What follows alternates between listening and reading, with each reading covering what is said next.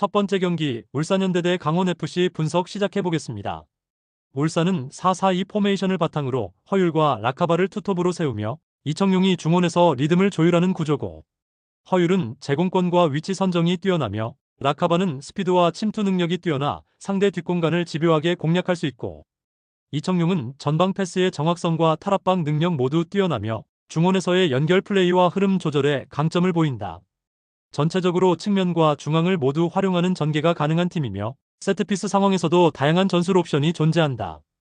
강원은 동일하게 4-4-2 포메이션을 가동하고 있으나 이상원과 최병찬의 투톱 조합이 마무리에서의 완성도에 일관성이 부족하며, 김경민은 볼 배급과 탈압박은 가능한 자원이지만 강한 압박에 흔들리는 경향이 있고, 수비라인은 중원과의 간격 유지에서 반복적으로 약점을 노출하고 있으며 특히 후반으로 갈수록 실점률이 급격히 상승하고 있고, 전체적으로 공격 템포와 수비 커버 범위 모두에서 안정성이 떨어지는 모습이 반복되고 있다. 울산은 투톱과 중원의 유기적인 연계 속에서 다양한 전개 루트를 통해 꾸준한 득점 기회를 만들어내고 있고, 반면 강원은 수비 라인의 전환 속도와 중원 압박 대응에 한계를 보이며 후반 들어 집중력이 급격히 저하되는 모습이 잦고, 전술 완성도, 체력 분배, 마무리 능력 등 종합적으로 판단했을 때 울산이 우위를 점하며 승리를 가져갈 가능성이 높다. 두 번째 경기 인천 유나이티드 대 천안 시티즌 분석 시작해보겠습니다. 인천은 4-4-2 포메이션을 기반으로 무고사와 바로우의 투톱을 전방에 배치하며 제르소가 측면에서 공격 활로를 연계하는 전개를 보인다. 특히 무고사는 제공권과 연계 플레이 모두에 강점을 지니고 있어 상대 수비를 끌어내는 역할로도 효과적이며, 바로우와 제르소는 스피드 기반 돌파와 크로스 타이밍이 뛰어나며 사이드 전개 이후 안쪽으로 파고드는 패턴에서 위협적인 장면이 반복되고 있고, 중앙 미드필드 라인도 세컨볼에 대한 대응이 민첩하며 후방 빌드업과 전방 전개 간 연결도 안정적인 편이다. 천안은 4-4-2 포메이션을 유지하며 이정협과 툰까라를 중심으로 한 단순한 전방 침투와 크로스 중심 전개를 활용하고 있고, 하지만 미드필드 라인의 탈압박 능력이 떨어져 빌드업 과정에서 끊기는 경우가 많고 공격 템포가 단조롭다는 약점이 있고, 정석화는 왕성한 활동량을 바탕으로 이선에서 전방 침투를 도우나 수비 시 복귀 속도에서 아쉬운 점이 지속되고 있고, 수비 조직력 면에서도 측면 커버가 불안정하고 상대의 롱패스나 간결한 원투 패스에 쉽게 공간을 내주는 구조다.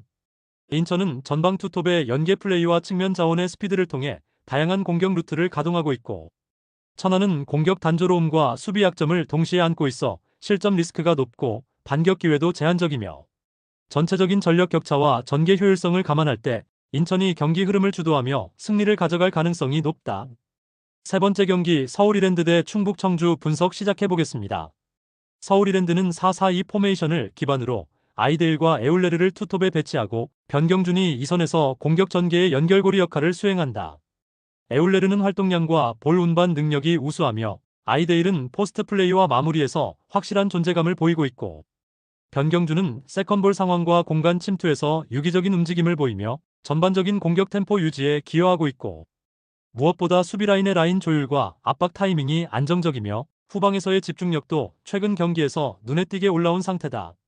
충북 청주는 4-4-2 포메이션을 유지하면서 김병호와 가브리엘을 전방에 배치하고 페드로가 이선에서 지원하는 구조고, 하지만 전체적으로 빌드업과 역습 템포가 느리고 세컨볼 대응 시 수비진과 미드필더 간 간격이 벌어지는 문제가 반복되고 있고, 가브리엘은 개인기와 침투는 뛰어나지만 지원 타이밍이 늦어 고립되는 장면이 자주 나오며 전방에서의 볼 유지력도 떨어지는 편이며, 수비 전환 시 뒷공간 커버 능력도 부족해 빠른 침투나 측면 전개에 대한 대처가 느슨하다는 약점이 존재한다.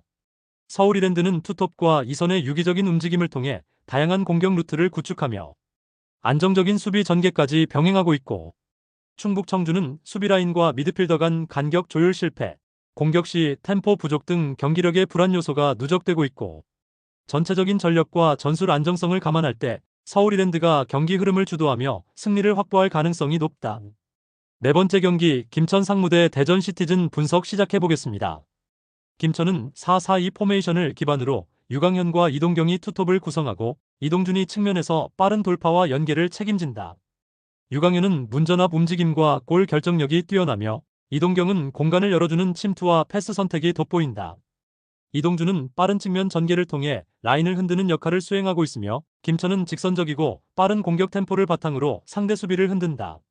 수비 라인도 간격 유지와 중원 압박이 안정적으로 이루어지고 있어 실점 억제력도 나쁘지 않은 상태다. 대전은 4-3-3 포메이션을 운영하며 주민규가 최전방에서 버티고 윤도영과 김현욱이 이선에서 지원하는 구조다. 하지만 주민규는 제공권에는 강하나 기동력이 떨어지는 단점이 있고 김현욱과 윤도영도 침투보다는 볼 소유에 비중을 두는 스타일이며 전체적으로 템포가 느리고 빌드업 속도가 빠르지 않아 역습에 취약한 구조이며 측면 커버 역시 느슨해지는 경우가 많고 중원은 볼 배급 능력은 있지만 압박이 강할 경우 탈압박에 어려움을 겪고 있다. 김천은 직선적 전개와 빠른 전방 움직임 그리고 공간 활용 능력을 바탕으로 상대 수비를 지속적으로 흔드는 흐름을 유지하고 있고 반면 대전은 느린 템포와 전개 완성도 부족으로 인해 김천의 빠른 압박과 침투에 대응이 쉽지 않은 상황이며 전체적인 전력 균형과 흐름을 감안할 때 김천이 승점을 가져갈 가능성이 매우 높다. 다섯 번째 경기 FC 안양 대 수원FC 분석 시작해보겠습니다. FC 안양은 4-4-2 포메이션을 기반으로 마테우스와 모따가 투톱을 구성하고 강지훈이 측면에서 전개를 보조하는 구조고 마테우스는 제공권과 포스트 플레이에 강점이 있지만 이선 지원이 원활하지 않으면 고립되는 장면이 많고 중원 압박 강도가 높지 않아 전진 패스를 쉽게 허용하며 수비 전환 시 미드필더와 수비라인 간격 유지에 어려움이 있고 특히 좌우 풀백이 올라간 이후에 뒷공간 커버가 느슨해지는 모습이 반복되며 후반 집중력 저하도 빈번하다.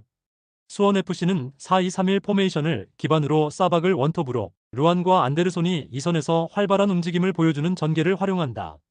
루안은 빠른 침투와 컷인 능력이 뛰어나고 안데르손은 순간적 방향 전환과 짧은 패스로 기회를 만들어내는 데 능하며 사박은 제공권보다는 연계 플레이에 특화되어 있으며 이선 자원의 전진성 있는 움직임과 시너지 효과를 발휘하고 있고 전체적으로 짧고 빠른 패스와 유기적인 침투를 바탕으로 상대 수비 간격을 무너뜨리는 구조를 유지하고 있다. FC 안양은 홈이지만 수비 간격 유지 실패와 후반 체력 저하로 인해 라인을 정비하지 못하는 모습이 반복되고 있고 반면 수원FC는 이선 중심의 침투와 전개 효율이 뛰어나며 공격 템포 또한 꾸준하게 유지되고 있고 전체적인 전력 구도와 후반 대응력을 고려할 때 수원FC가 실전에서 확실한 우세를 점할 가능성이 높다. 여섯 번째 경기 수원 삼성 대 화성FC 분석 시작해보겠습니다.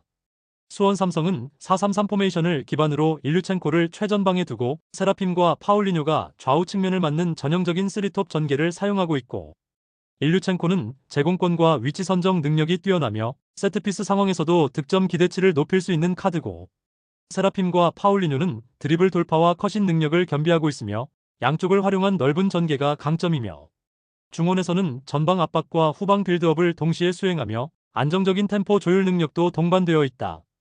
화성FC는 수원과 동일한 4-3-3 포메이션을 사용하고 있으나 도미닉 리마 보이노비치 조합의 유기성에서 다소 기복이 있는 편이며 특히 수비 전환 속도와 압박 유지에서 약점이 있으며 중원에서 볼을 잃었을 때 뒷공간 커버가 느슨하게 열리는 장면이 잦고 보이노비치의 개인기와 탈압박 능력은 위협적이지만 연계 플레이나 크로스 정확도에서는 기복이 있고 도미닉 역시 고립되는 빈도가 많고 최근 일정에서 실점 대부분이 후반 집중력 저하와 사이드 수비의 크로스 대응 실패에서 발생하고 있다.